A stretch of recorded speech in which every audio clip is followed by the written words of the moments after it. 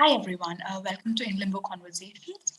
Today we have with us Matt Bennett. He is the Senior Research Officer on a project titled Competition and Competitiveness at the University of Essex. His areas of research include post-Kantian European philosophy, ethics and political philosophy, especially trust and responsibility, and bioethics and philosophy of healthcare, especially end of life and palliative care.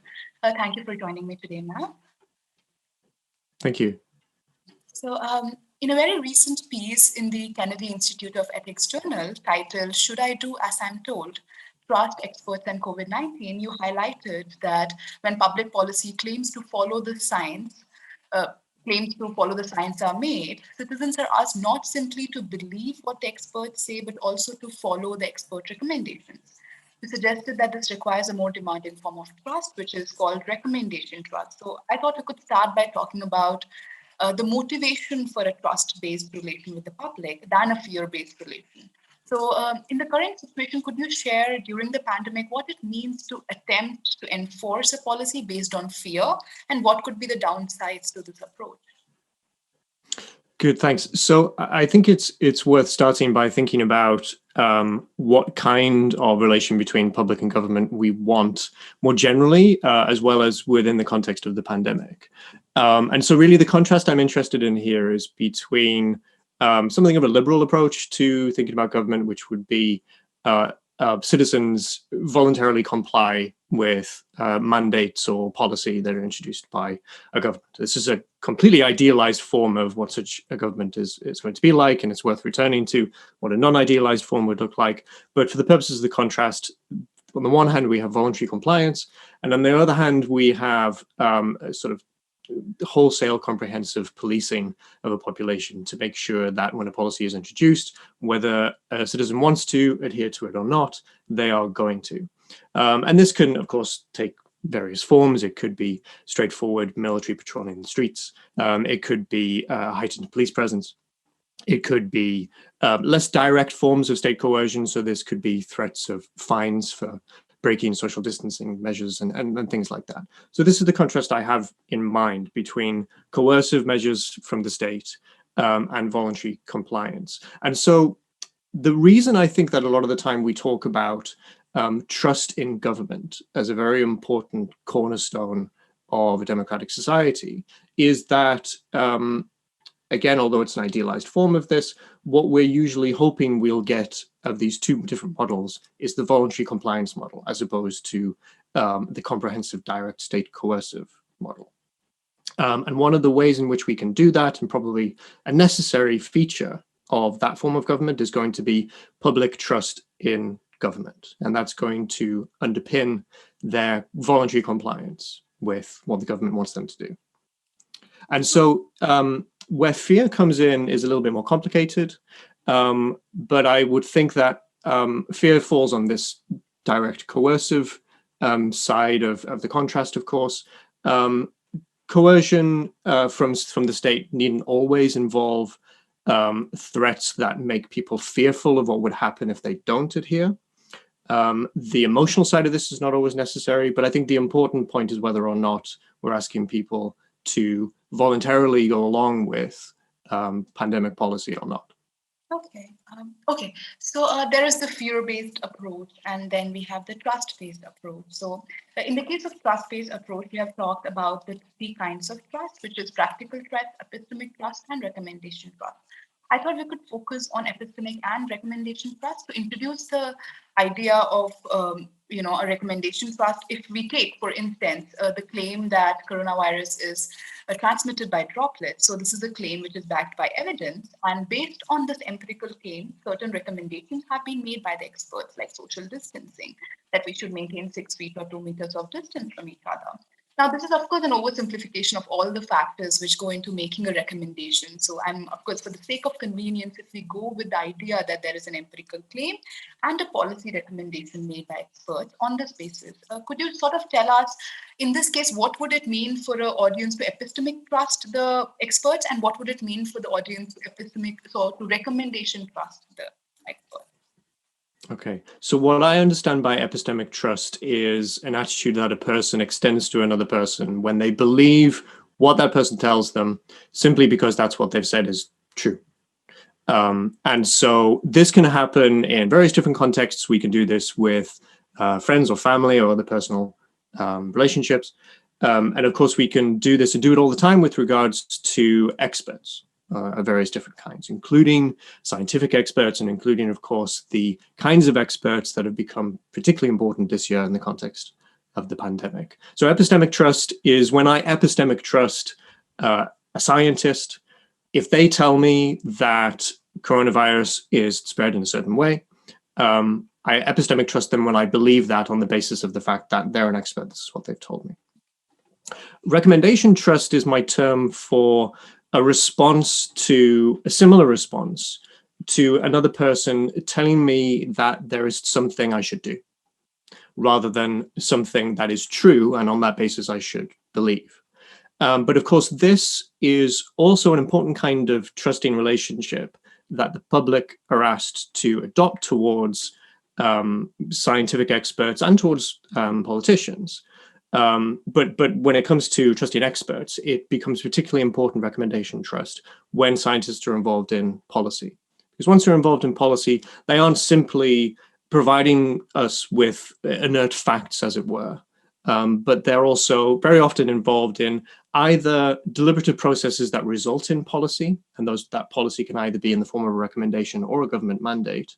And in some cases, such as in Sweden at the moment and in various other parts of the world, scientific experts are very much at the forefront of not just deliberating with government, but actually proposing the policy themselves. And so in this context, we're asked not just to believe what another person has told us, scientific expert, but we're asked to follow a line of action that a scientific expert has told us, well, this is what you should be doing.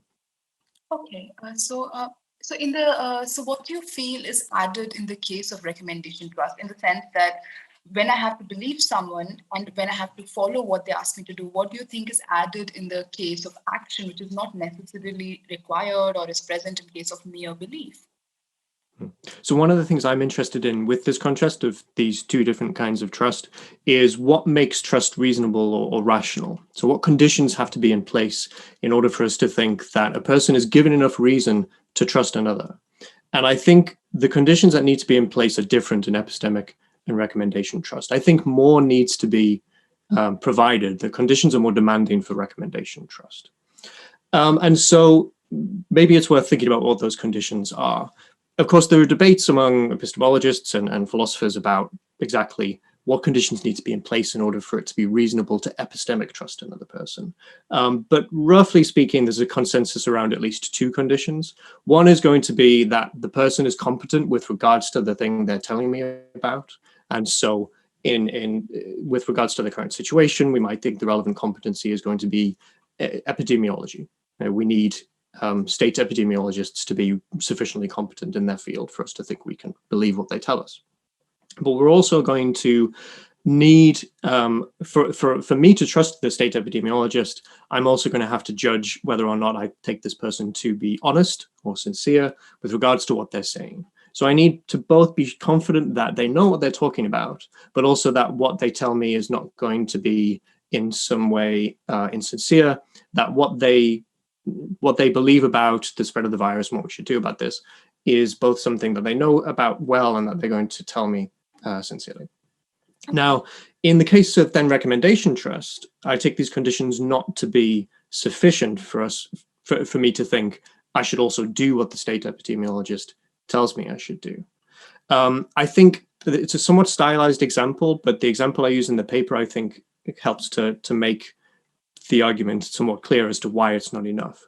So if we think about this contrast in the context of an individual patient going to see a medical doctor. The medical doctor could, for example, have a conversation with me about some of the facts of the matter about the success of a CPR outside of a hospital environment. And we might have this conversation because I'm considering whether or not to sign some kind of do not attempt CPR or do not resuscitate order. And the doctor tells me, for example, about the success rate about this of CPR. And okay, so if I believe what the doctor tells me, I trust them. And if I'm going to reasonably trust them, I'm going to at least need to think that the doctor knows what they're talking about, they're competent about this, and also I have no reason to think they're being insincere. Okay, great.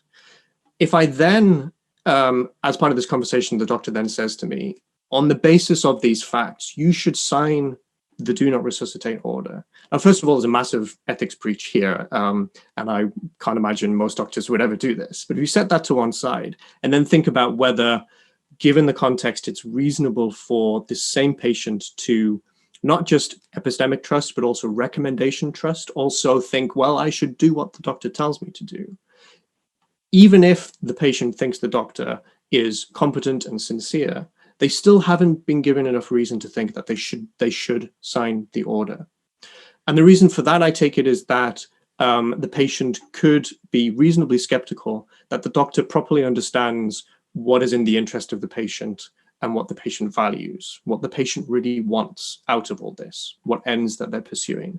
The doctor can be competent medically, they can be sincere, and yet still not understand that, and still be a good doctor, of course. And so that's why the conditions for epistemic trust are not necessarily going to be enough for recommendation trust.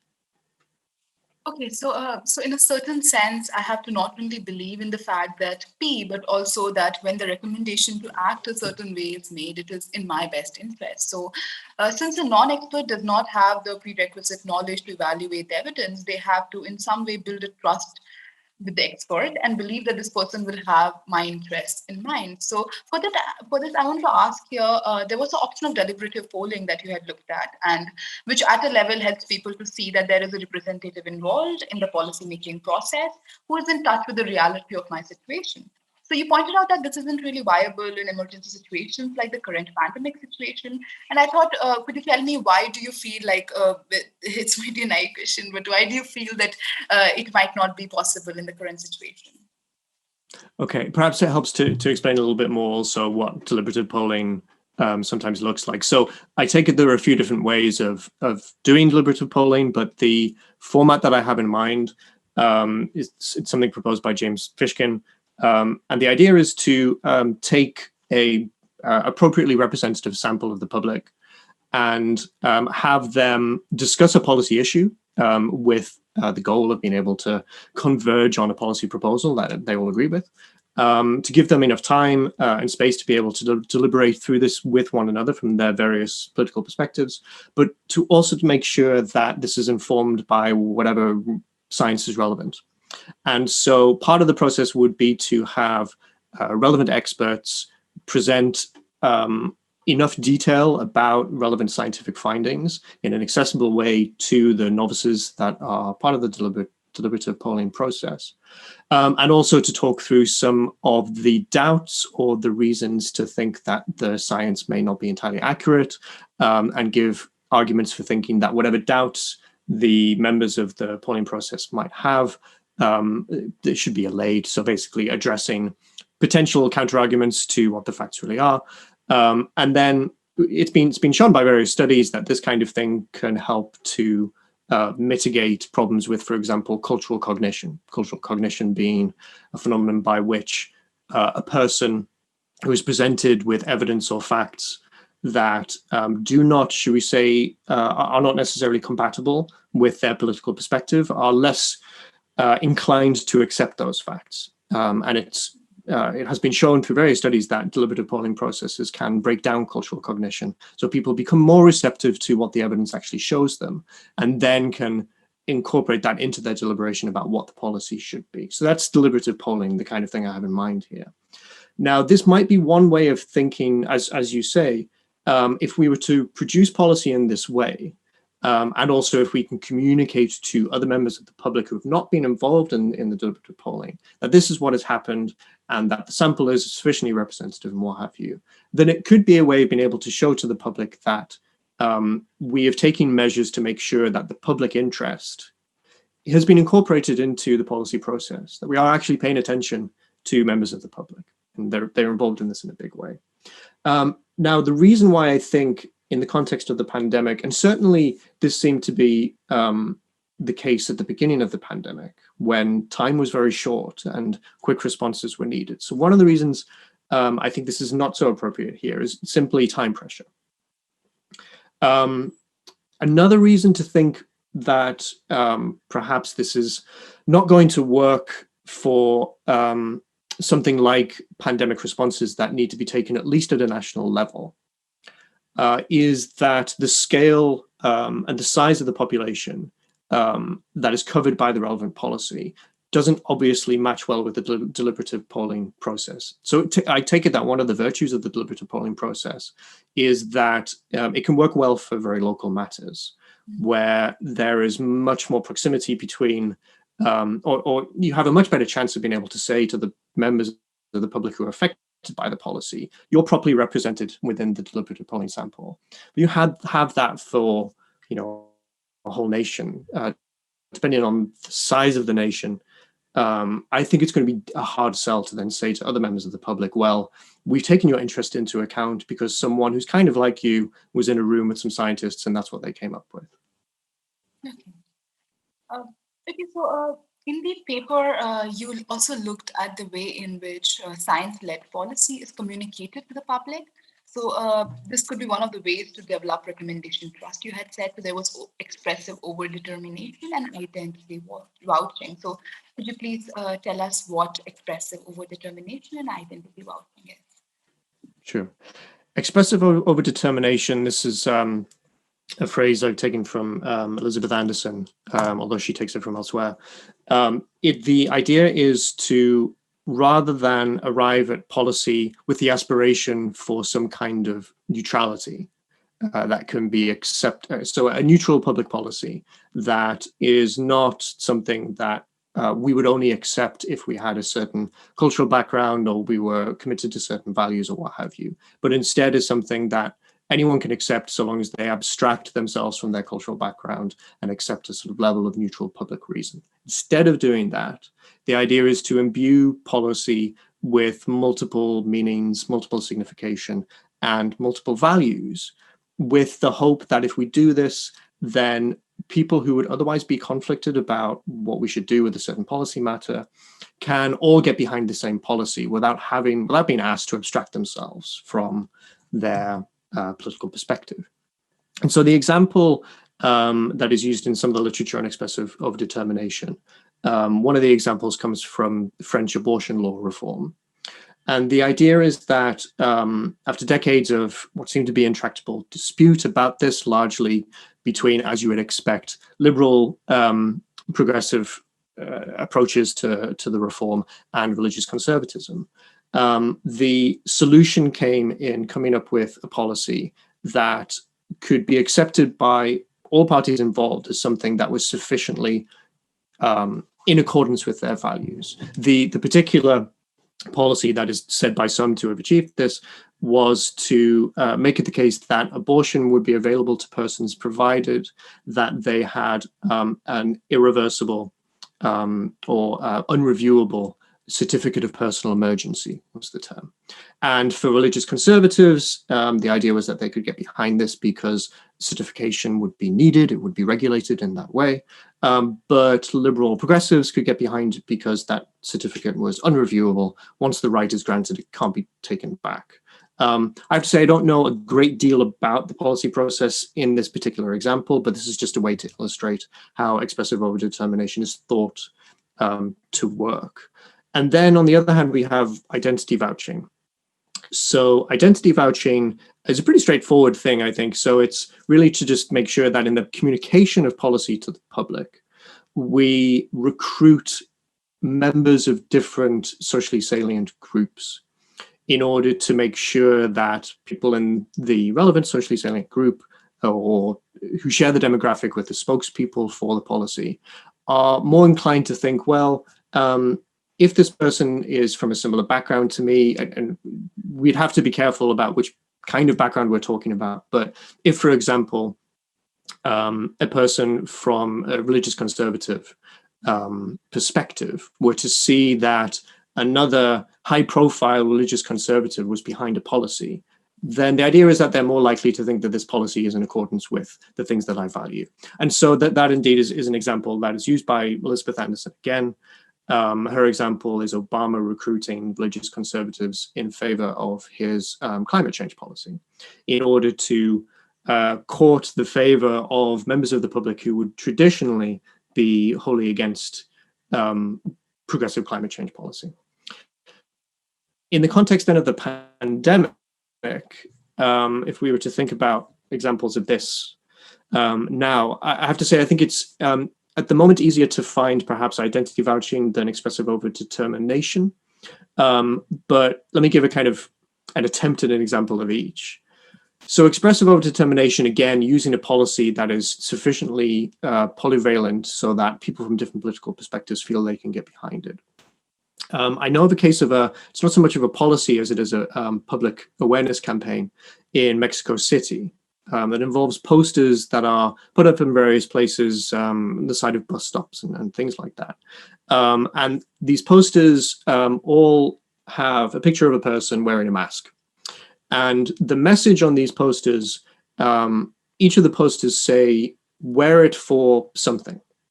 But the something changes depending on the poster. So some of these posters will have a picture of a person wearing a mask, and the poster slogan will be, wear it for love. Other posters will say, wear it for respect. And there are some other posters that say, wear it for courage. And I think this is similar to expressive overdetermination insofar as it seems that part of the idea behind it is that it can appeal to people who have different things that are important to them, different virtues in mind when they think about, how they want to conduct themselves in public life. Perhaps the person who's receptive to a call to implementing the right kind of social distancing for courage is not going to be so receptive to doing it for love. But perhaps the person who will be receptive to doing it for love is not all that bothered about doing things for courage. So you see how this is a kind of expressive overdetermination. Identity vouching, then finally, I know of a case, a recent one in the States, the National Medical Association in the States, which is an association of African-American doctors, has recently announced a COVID-19 task force. And their explicit intention behind creating this task force is to make sure that when a vaccine is available to that African Americans would be more likely to or less hesitant to accept the vaccine, provided that the National Medical Association has approved of the vaccine and said, we're confident in this. We don't need to worry. This is something that everyone should be taking. And so what they will be doing is scrutinizing the FDA and other federal governmental institutions in the United States and the proposals they're making for vaccine rollout. And provided that the NMA think that this is all okay, they will then be asking African-American doctors to tell their patients, this is something that we can accept. Okay. So related to that, while I was reading your paper, I felt like there was a certain kind of tension about the role of cultural cognition, because what I feel is in my interest is very intimately related to the kind of culture I come from. So it seems that on one hand, we want to combat cultural cognition so that the public would be more disposed to trusting the experts. But at the same time, we also realize that each of us is sort of embedded in a certain culture, which is very intertwined with the socio-political and economic backdrop. So what do you feel about the role of culture in policy building exercises? How can a balance be struck, which is where it is not dismissed, but it is also not the determining factors? How does that feature for your idea about recommendation trust? Yeah, okay. I think this is a really good question and a really big question as well. So I'm not entirely confident in what I can say in response to it. I certainly don't think I can answer the question, how do we strike the right balance? But one thing I think I can say is the part of my motivation for writing the paper in this way and approaching this question of what happens when we're asking people to trust not just scientific fact, but science involved in policy, is that it's not so obvious that cultural cognition in the case of policy recommendations is irrational or objectionable, particularly if we think that there should be some level of democratic legitimacy to policy recommendations and certainly to policy mandates. I keep talking about this in terms of recommendation. Of course, it's the case that much of what is happening around the world in terms of public health responses to the pandemic, these are not just recommendations. These are things that are enforced. And I said earlier that I have this idealized contrast between state coercion, voluntary compliance. But of course, in practice, it's neither fully one nor the other, or almost never fully state coercion. But it's certainly never fully voluntary compliance. So anyway, this isn't always just recommendation. But even if it were just policy recommendation led by science, it's still the case that there are questions of democratic legitimacy here. We're asking people not just to accept facts and to be responsive to them, but to change the way they live their lives in really quite radical ways for many people. And this requires an attention to what people value in a way that I think is much more legitimate than it is when we're asking people to set aside what they value in order to believe what scientists have discovered. So another thing that I think is relevant here is just a very basic distinction between the rationality of believing something because we want to or don't want to believe something, and the rationality of doing something because we want to do it. Usually we think that it's the rational approach to epistemology, forming correct beliefs, should be resistant to what we want to believe. Something is not true just because we want it to be true. But then when we're talking about asking people to change their behavior and to act in certain ways, well, it's not obviously the case, and in fact, most of the time, it's definitely not the case, that it would be irrational for a person to say, I'm not going to do that because I don't want to do it.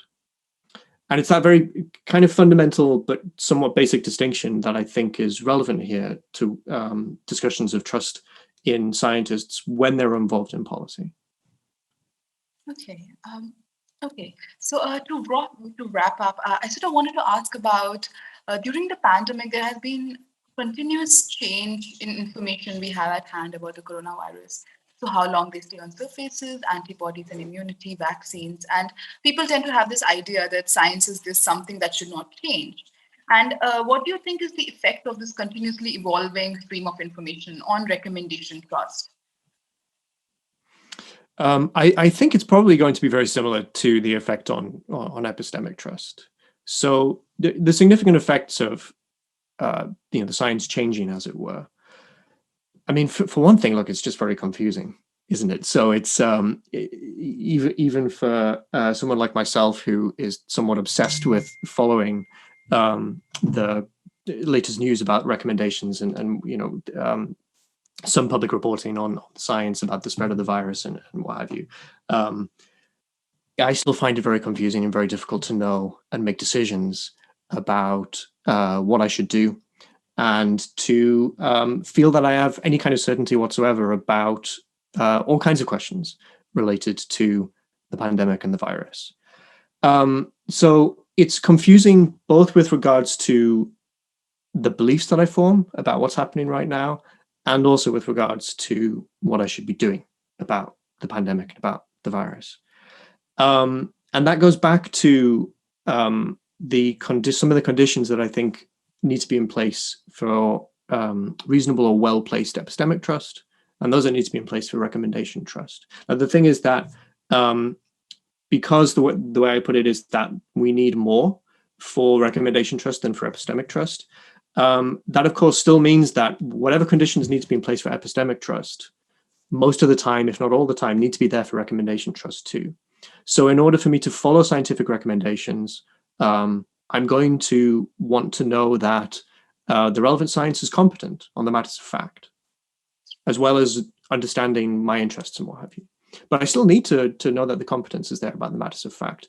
And when, as we are being told very often now, and it is absolutely the case, when we hear that the science is at a very early stage on this virus, and that there is certain amounts and significant amount of disagreement on the epidemiology and public health responses and what we should do in response to those changing matters of fact on the virus. This is an indication that the level of competence is perhaps not what we want it to be in order for us to fully trust. And that goes both, I think, for epistemic trust and for recommendation trust. There's no obvious way around this. With the science is in an early stage for very good reason. It couldn't really, as far as I can see, be otherwise. But then that does raise significant challenges for building trust. Yeah. Okay, so that's all the questions I wanted to ask you, Matt. Thank you so much for doing this with me. Thank you. I really enjoyed it. Thank you very much.